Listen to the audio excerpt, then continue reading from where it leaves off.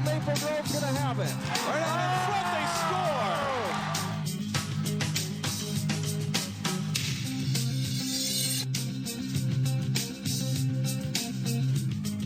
Welcome to Sports Jam for the week of June 13th. I'm John Jacobson. It's the final week of the spring sports season. I'm Jay Wilcox. Today on the show, section final highlights in baseball and lacrosse, and we'll meet a standout player for the Champlin Park baseball team in our Sports Jam Spotlight. Plus, we'll talk lacrosse with the state entrant Maple Grove girls. Let's start with the state track and field meet. It was another big weekend for athletes from the northwest suburbs, and a local team walked away with a championship too.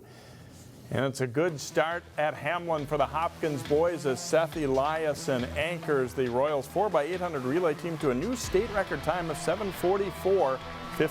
Wayzata is second. The boys 100-meter dash, Armstrong's Evan McClellan battles through a hamstring injury to win gold with a time of 10.51. The boys 1600, Wayzata's Jarrett Carpenter continues his great season. He wins with a time of 4:10.89. Wayzata's Ruby Stauber caps a great high school career with a runaway victory in the girls 800 meters.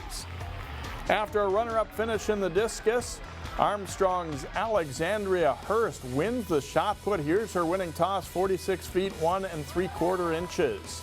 Her teammate Michaela Baker is third in the triple jump after placing second in the long jump as the Falcons take third as a team. The last race on the track, the boys 4x400 relay, Wayzata is just edged out by Mankato East. The Trojans don't win any events, but they rack up enough team points to repeat as champion. Here's what some local winners had to say. I felt my hamstring just flaring up a little bit, but once I got to that 50, I was like, I better just push myself because I know if I don't win this race, there'll be a lot of pressure on me when I get home. So it was our goal going into the race to get that state record. We really thought we could do it. We ran 7:46 earlier this year by ourselves, but it's really an honor to be able to do that, especially with these guys. We've been a tight team this cross-country season and this track season. It's a blast to be able to do that with these three guys. I've been waiting for this for 3 years. I train year-round, and to actually come here and actually win, I'm shaking about it, and I've never expected it. Today, kind of coming in, I was just focused on defending my title, getting the win. That's what's most important. It's been kind of hard to run fast times this year. Kind of been up on myself a lot. The way we do it is by team, and I couldn't be happier with the team I have behind me. The team that pushes me. It's so unbelievable to have so many guys wanting what I want as well. It's something special that we have at our program. And Wayzata's Carpenter, of course, did win 2 events. They easily outdo Lake Conference rival Edina with 75 points to 44 for the runner-up Hornets. Woodbury, Eden Prairie, and Elk River round out the top 5. Locally, Hopkins is 10th, Armstrong 26th, and Champlin Park 34th. Breck was 12th in Class A. The AA girls team race is extremely close. Alexandria edges Chanhassen by 1/4 point, with Armstrong in third, just 2 points back of the Storm. Wayzata is 28th and Champlin Park 34th. The points are spread out between a lot of teams in Class A girls, with Blake emerging as champion and Providence Academy in third. Breck ties for 10th. It's state tournament week in lacrosse. Section champions were crowned last week. Maple Grove battling Osseo Park Center for the Section 8 girls title. Maple Grove freshman Emily Herdeen gets through the D, nets that high shot for a goal. It's 6-1 Crimson. Clare McLean makes a fast attack run and rifles a shot in, and a goal for Maple Grove. Less than 5 seconds in the first half, Kaufman fights off defenders, sets up McLean for another goal. The Crimson up 8-1 at halftime. Second half, Haley Herdeen scores on the quick shot in front, and Maple Grove wins 14-4. It's their second section title in 3 years. We've grown up playing together and stuff, so just to finish this year with going to state is obviously pretty much the coolest thing. So I'm very excited, and I think we're going to do really good. Maple Grove takes on Stillwater in the quarterfinals Tuesday at 3 o'clock at Chanhassen High School. The semifinals are Thursday and the championship Saturday. We'll have more from the Crimson later in the show. Also, Wayzata meeting St. Michael Albertville in the Section 8 boys final first quarter. The Knights' Ryan Copeland scores as he goes down. It's 3-3 after 1, but the Trojans dominate from there. Brenton Redrick gets by the defense to score one here. And Amar Batra comes out from behind the net and he scores to make it 9-3 Wayzata. Batra bouncing off defender scores another as Wayzata leads it 10-3 at halftime on their way to a 15-3 win to take the section title. We had a very young team going through the year, and it was important for us to really step up in the postseason. So a lot of the young guys really had the discipline to step up during these last few games to get us to the state tournament. And Wayzata will play in the state quarterfinals on Tuesday against Tartan. In Section 5, boys lacrosse, Benilde St. Margaret's earned the top seed, and the Red Knights face second-seeded Blake in the championship game. Late second quarter, Benilde's Brian Arnold takes the pass, spins and scores on the low shot. Big goal for Benilde that ties the game at 3 right before halftime. Third quarter, Benilde a man up. Griffin Allen to Ben Shearer for the shot and goal. And BSM has the lead at 4-3.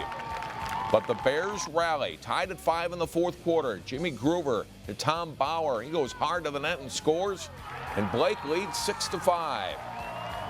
Just a few seconds later, Connor McDonough delivers a big insurance goal. Blake goes on to win its 6th section championship.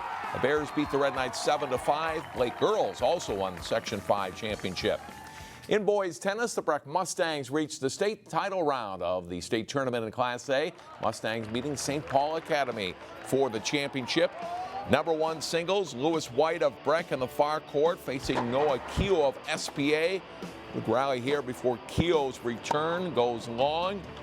White wins the match for Breck 6-love, 6-1. Catholic Papasetti of Breck serving in the number 2 singles match. He's playing Nathan Sabatka. Papasetti gets him on the run and we get a soft volley winner. He wins 6-love, 6-love. To number 3 singles, Sam Fernandez of Breck in the far court against SPA's Benjamin Constant. Fernandez getting Constant moving, sets him up for an easy hit and a point at the net. Fernandez wins in straight sets, 6-love, 6-1. Number 1 doubles, Austin Wong serving for Breck. His partner Matthew Metz gets the winner. It's a good day for Breck. Wong and Metz win 6-1, 6-1. Breck sweeps SBA. The Mustangs can celebrate. They're the state champions in Class A. Wayzata won the Class AA consolation title, and after team competition, singles and doubles championships were on the line. A good crowd on hand at Baseline Tennis Center for the final round. Wayzata's Nick Beatty serves in the Class AA singles final. The top seed Jackson Allen of Shakopee.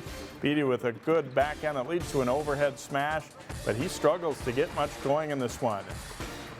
Allen now in the near court, and he comes in behind a strong forehand and then will put away a touch volley. Allen rolls past 2014 champion Beatty, winning 6-1, 6-2 to finish undefeated this season. In the doubles consolation final, Armstrong's Nikita Snezhko serves and will take the point with a well-disguised shot to the outside. He and Joe Lipovitz beat a Rosemount duo 6-1, 7-5. Consolation singles final, Charlie Atkins of Maple Grove serves, and then his backhand down the line is returned into the net. Atkins defeats Maxim Zagrebnilny from Egan in straight sets. So a good tennis season this spring, John, and congratulations to the Breck Mustangs. Can't beat a state championship. Next up on Sports Jam, highlights from section baseball finals as 3 local squads advance to the state tournament. And drives this ball to right center field. Welcome back to Sports Jam, John. We have some pretty good baseball teams in the area this spring. Certainly showed up. Maple Grove was the top seed for the Section 8 4A tournament. They needed 1 win over Elk River to claim the Section 8 title at St. John's. Bottom of the first, Maple Grove's Jaden Roll with a fly ball to the fence. Brett Schultz scores in this one. It's 2-0 Crimson. Same inning, Lucas Burrington with a base hit that scores Roll. Maple Grove leads at 4-0 after 1. Bottom of the third, Isaac Collins with a base hit through the hole. Josh Tyler turns on the speed. He'll get home for a 5-1 Crimson lead. Same inning, Schultz with a ground ball. Elk River can't make the play here. Josh Wente scores. Crimson up 8-1 after 3. And Bubba Horton tosses a complete game 1-hitter with 5 strikeouts. Maple Grove will represent Section 8 4A state after a 9-2 win. Maple Grove is the number 4 seed for the Class 4A tournament. They meet Lakeville North in the quarterfinals Thursday at 12:30 at CHS Field. Champlin Park and Totino Grace tied for the Northwest Suburban Conference baseball title this spring, and they met up for the Section 5 4A title, with Champlin Park needing a sweep over Totino Grace on the final night. Game 1, Hunter Yerkes drills a hit to right center field, part of a 3-hit game for him. It scores Zach Loven. The Rebels take a 2-1 lead in the second inning as they hit well all game. Next inning, Derek Smith slashes a single to right. The relay throw home is not in time to get Eric Pearson as Champlin Park increases the lead to 3-1 over the Eagles. They pull away from there. Pearson knocks in a run in the 6th as the Rebels roll to a 9-1 win in the opening game. That forces a second game for the title as the Eagles look to regroup. Tied 1-1 in the bottom of the 3rd. Grace's Jens Radicek flies to right.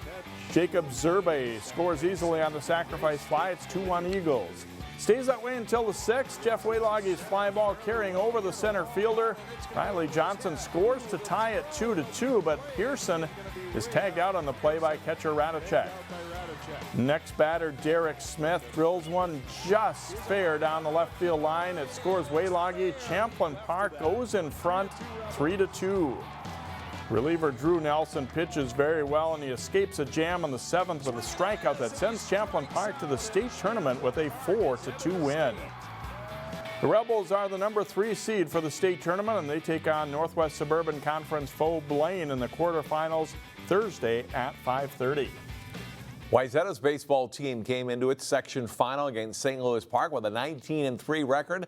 The Trojans and Orioles were facing each other for a second time in the 6-4A tournament. Wayzata had won back on May 27th in round 2. But the Orioles take the early lead this day. Riley Dvorak with a fly ball to right field. Danny Dice makes the catch for Wayzata. Jimmy Arms tags up and scores. Park goes up 1-0 after half an inning. Trojans answer in the bottom of the 1st. Will Oberg with an opposite field single. Parker Lavacek scores, and the teams are tied 1-1 after 1. A big second inning for Wayzata changes everything.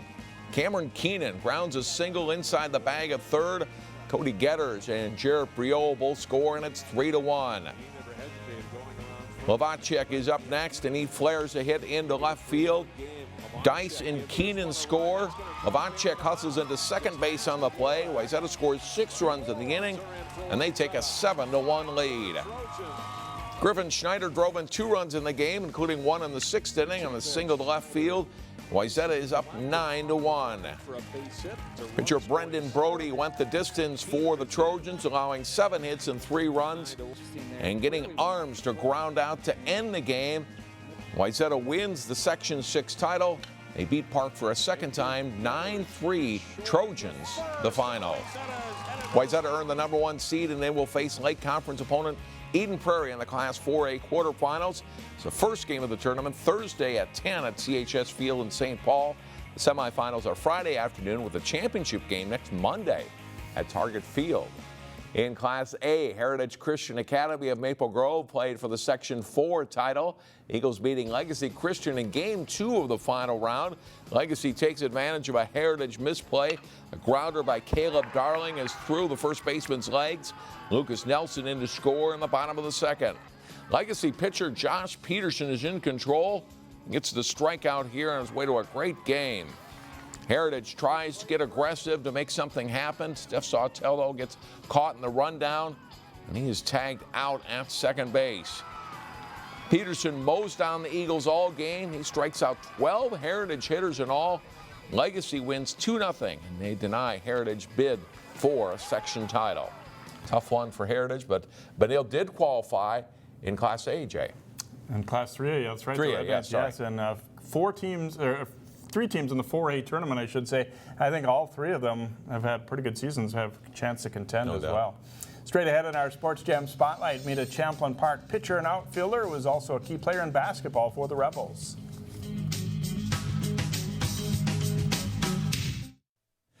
Champlin Park senior Aaron Kloeppner's time as a high school athlete wraps up the state baseball tournament, and that'll be a great way for Kloeppner to end his time as a multi-sport standout for the Rebels. Jason Melillo profiled Aaron in this week's Sports Jam Spotlight.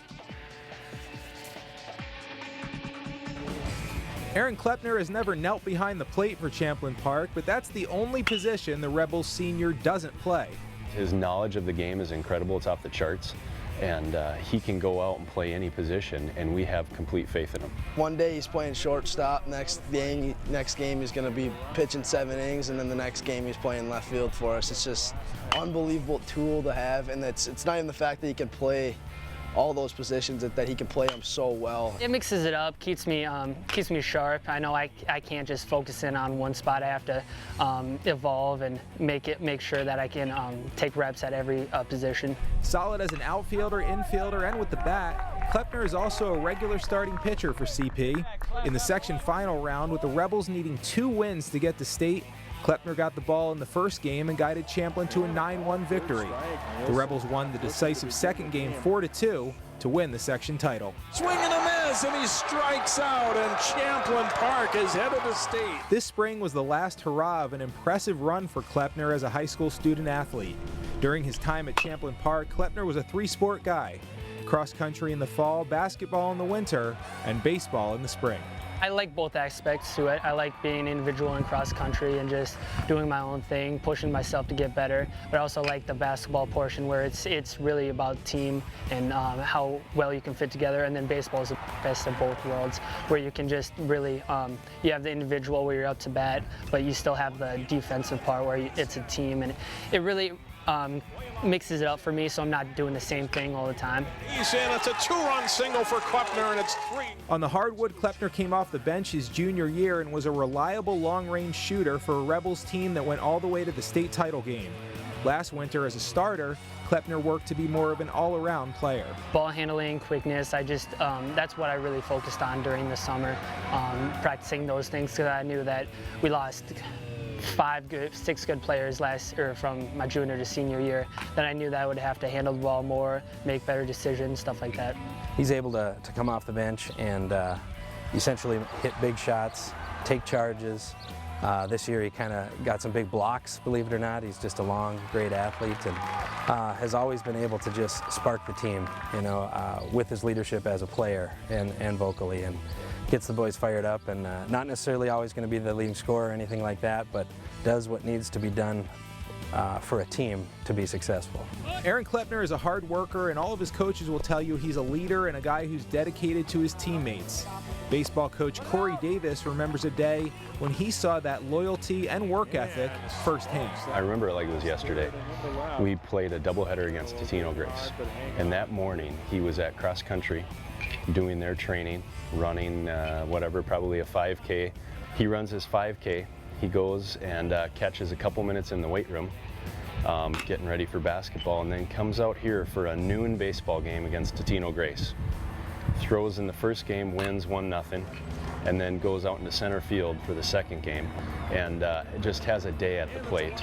Then that's a fun day. It's a great deal, and you think that's where the story ends. And I get done dragging the field and get everything done, and the kids are long gone. And here's Aaron still in the dugout getting everything picked up. He's walking across the parking lot with 2 baseball bags over each shoulder, one mine, one his, and he's walking it out to my truck. And I think that's just him in a nutshell. He does everything he possibly can to take care of the people around him, and then is just a tireless worker. Aaron will attend St. John's University this fall and play basketball for the Johnnies. Sports Jam returns in a moment as Jay talks with the state tournament-bound Maple Grove girls lacrosse team. Welcome back to Sports Jam. The Maple Grove girls lacrosse team is playing in the state tournament once again after a section championship win in Section 8 over Osseo Park Center. We're joined by a couple of their players and also head coach Haley Corradi, starting with Clare McLean. And how exciting is this to have the season extended, be in that final tournament of the season like this? It's pretty exciting. I mean, we went to state for hockey, so for a lot of these girls, it's our second trip to state in the year. So it's pretty exciting to just kind of go through and dominate and have a lot of fun while doing it. How do they compare, getting ready for state in this sport compared to what you were doing in the winter a few months ago? I mean, the weather, obviously, and I think they're totally different games, but a lot of the stuff transfers, and I think it's pretty much just playing with my friends and that kind of thing. It's the same chemistry back and forth, so I guess that's what we use to prepare for a lot of the games and things like that. You guys came out and played a really good game in that section championship. What was the key to playing pretty well against a good team like that? I think we're really prepared and we're really deep, and I think we were just ready for what they had coming for us, and we knew we had to do a lot of things very well, and I think we just went out and did that. Congratulations on the section title. Have fun in the state tournament. Thank you. And Grace Ford, your team, really good, strong season, but you're kind of saving your best for last a little bit too in that section final. Were you pretty excited with how well the team played that night? Yeah, I think really just like starting off the bat strong was important for us, and it was just a lot of fun playing, especially because we know a lot of the girls from Osseo since we're so close to them. So I think it was a lot of fun, and we were all really excited. Did that make it a little extra special, beating a rival? I mean, anytime you win a section championship, it's going to be fun, but beating a rival, was it even better? Yeah, it was really fun, and it was a lot of fans came, so it made it even more interesting. Obviously, it was kind of sad seeing them lose too. Would have been awesome to play them in state, but it was really fun, and it made it a lot more interesting. Have fun in the state tournament, Grace. Okay, thank you. And Haley Corradi, the head coach for the Crimson, and how excited are you with this group? This group is just full of a bunch of talent, a bunch of good girls, both on and off the field, just leaders and role models and all that. It's been fun. I've been coaching a lot of them since the first time they've ever put a lacrosse stick in their hand, so it's fun to have this group going to the state tournament, definitely. I'm sure you were confident coming into sections, but things don't always go as you expect. Champlin Park girls found out in their section. But did you like the way they really focused in and played well in those last couple section games? Indeed, yeah. I mean, every game was tough in its own way. Wayzata was kind of a nail biter to the end. I knew even when we had a 7-goal lead that probably wasn't going to be good enough. So, but these girls have just competed for the last. For the entire season. They just came to compete, and same thing with Osseo. I knew we had to just keep going to net because they are a really good team and they could come back at any point too, so especially with Margot Coombs. What have you found out so far about Stillwater? What do you know about that club? I did get to take a peek at them on Tuesday. They had their section final against Roseville. They have a lot of talent. Carly Fedorowski, Olivia Konigson, and Abby Hagberg are the 3 midfielder studs. So hopefully we can shut them down in the midfield and capitalize with how high-powered our offense is as well. Their goalie is really good too, but our girls know how to put the ball in the back of the net. So congratulations on the section title. Have fun in the state tournament. Thank you very much. Thank you very much for having us. So all right. Haley Corradi, the head coach of the Maple Grove girls lacrosse team, as they are into the state tournament and take on Stillwater in the quarterfinal round. We'll be back to wrap up Sports Jam, but first it's our Plays of the Week.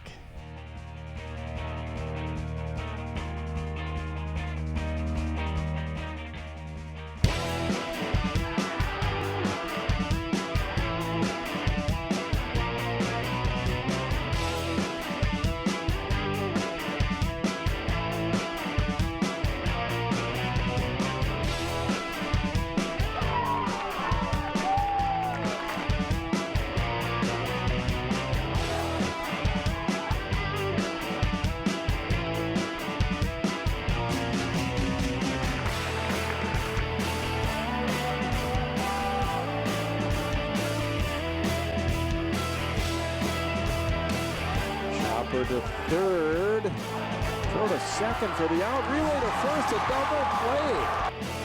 Swing and a miss, and he strikes out, and Champlin Park is head of the state.